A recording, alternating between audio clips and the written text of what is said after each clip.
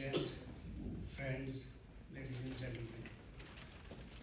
उपस्थित हुनुभएका सबै दाजुभाइ दिदीबहिनी आमा बुबा त म साह्रै देख्दिनँ, भाइ बहिनीहरू सबैमा मेरो तर्फबाट नमस्कार। भन्नु धेरै लामो छ। अघि टम कमिसनरले भने जस्तै 1 घण्टाको कुरा छ, तर अब ती विशेष बढी कुराहरू चाहिँ हाम्रो विनयजीले भनिसक्नु भयो। तर म कहाँबाट सुरु गर्न चाहन्छु भनेदेखि हामी रेफ्युजी क्याम्पमा बसेर त्यहाँबाट हामी अमेरिकातिर प्रस्थान गर्दाखेरि कतिवटा कुराहरू हाम्रा उसमा निक्लेका थिए। हामी कहाँ जाँदैछौँ, त्यो ठाउँमा गएर हामीले के गर्न सक्छौँ, हाम्रा भाइ बहिनीहरूले, हाम्रो भावी पिँढीले के गर्न सक्छ, हामी त्यहाँ गएर हराउने त होइनौँ भन्ने यस्ता जिज्ञासाहरू धेरै निक्लेका थिए। तैपनि हामीहरूले काहीँ न काहीँ पुग्नुपर्छ भन्ने हिसाबले उहाँबाट निक्लेर यहाँ आउँदा आज करिब 15 सालको दौरान बितिसक्दाखेरि हामी माझ यति बढी व्यावसायिक एन्टरप्रेनरहरू हामीले बनाइसकेका छौँ। हामीमा हाम्रा भाइ बहिनीहरू यतिजना मेडिकल साइन्स पढ्न लागेका छन्, यतिजना इन्जिनियरिङमा पुगिसकेका छन्, बढीमा बढीहरू MBAतिर गर्न लागिरहेका छन् भनेपछि हाम्रो कम्युनिटीमा अहिले मोटामोटी सानो कम्युनिटीमा हामीले हेर्नुपर्दा विशेष गरेर सबै क्षेत्रमा हामी पुगिसकेका छौँ। अर्को एउटा जिज्ञासा त्यतिखेर के पुगेको थियो भने हामी भुटानबाट निक्लेको ह्युमन राइट्स, डेमोक्रेसी यी सबैले गर्दा हामी त्यहाँबाट खेल्थ्यौँ। हामीले भोट भन्ने कुरा हामीलाई थाहा पनि थिएन, हामीले भोट गरेका पनि थियौँ। तर अब हामीले त्यो कहिले चाहिँ हामीलाई त्यो पाउने त, हामीले त्यो अधिकार हामीसँग कहिले हुने, हामीले त्यो पाउँछौँ कि पाउँदैनौँ भन्ने अर्को एउटा सबभन्दा ठुलो जिज्ञासा छ। हामी कुनै पनि राजनीतिक क्षेत्रमा पोलिटिकल पार्टिसिपेसन हाम्रो हुन सक्छ कि सक्दैन, हामीले गर्न सक्छौँ कि सक्दैनौँ भन्दा 1-1.5 वर्ष अगाडि, 2-4 वर्ष अगाडि हामीहरूले हाम्रा एकजना हाम्रै कम्युनिटीका भाइले चाहिँ न्यू हेम्पसायरबाट पोलिटिकल यात्रा सुरु गर्नुभयो। त्यस्तै गरेर त्योभन्दा सायद अगाडि नै हाम्रा ओहायो कलम्बसबाट मोहन प्याकुरेजीले गर्नुभयो। हामीहरूलाई आशावादी थियौँ, हामी काहीँ न काहीँ अगाडि आउन सक्ने रहेछौँ, हामीले कोसिस गर्दा भन्ने थियो हामीहरूलाई। भने यो ऐतिहासिक दिन आज हाम्रोका लागि हो हेरिसबर्गमा, किनभने हामी यहाँ करिब 40, 50, 60 हजार जति हामी छौँ होला। हामी भुटानिज अमेरिकन प्लस नेपाली अमेरिकन गरेर हाम्रो सङ्ख्या यहाँ सायद 80-90 हजारकै हाराहारीमा होला जस्तो लाग्छ मलाई। त्यो कङ्क्रिट नम्बर थाहा छैन। त्यति बिचमा आज विनिताजीले यो पोलिटिकल यात्रा सुरु गरेर यहाँ आइपुग्दाखेरि यो दिनमा आज आएर हामी यो सेलिब्रेट गर्न लागिरहेका छौँ। पर्सनली विनिताजीका लागि यो धेरै ठुलो एचिभमेन्ट हो, उहाँका फ्यामिलीका लागि धेरै ठुलो एचिभमेन्ट हो। तर हामी चाहिँ के सोच्न थाल्यौँ भने, र मैले चाहिँ पर्सनली के सोचेँ भने यो त मेरो भिक्ट्री हो, मेरो विजय हो जस्तो लाग्यो मलाई त पहिले। अब यो कुरा धेरैजनाले पहिला पनि भनिसकेका हुन् र हामीलाई लाग्नु स्वाभाविक छ।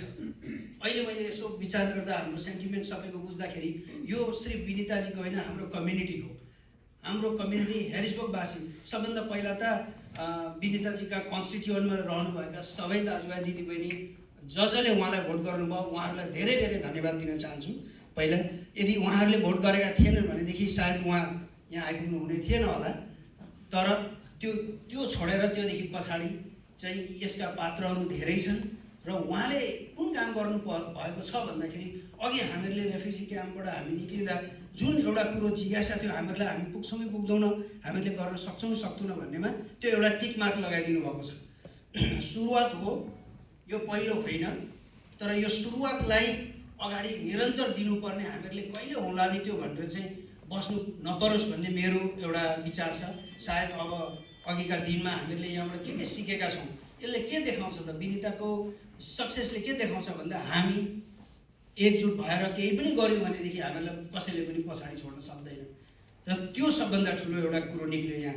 हामीले एकजुट भयौँ भने हामी यो काम गर्न सक्छौँ र हामीसँग त्यो नम्बर छ र हामी त्यो गर्न पनि सक्छौँ र हामीले त्यो गर्नुपर्ने एउटा त्यो निक्लियो कुरा भने। अर्को आजका दिनमा हामी हेरिसबर्गवासीले मात्रै उत्साह गर्ने दिन नभएर मैले के सुनिराखेको छु भनेदेखि अमेरिकामा त पुरै छोडिदिउँ, कोलम्बस, न्यू हेम्पसायर जति स्टेटमा छौँ हामी स्टेटका सबैजनाले विनिताको यो विजयलाई नै हाम्रो विजय हो भनेर सोचेकै छन् भने भुटानबाट भुटनिज हामी रेफ्युजी क्याम्पबाट रिसेटल भएका अरू देशमा बसेका हाम्रा दाजुभाइ दिदीबहिनीहरू पनि छन्।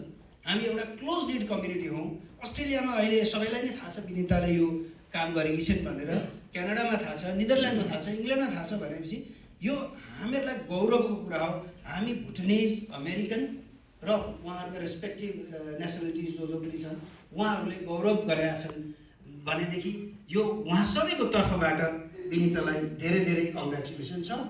साथसाथै म अरूलाई विनयजीलाई यो क्याम्पेनमा अगाडि बढिदिनको लागि गरिदिएकामा प्लस एआरयू भलन्टियर्स उहाँहरूलाई धन्यवाद नदिकन सायद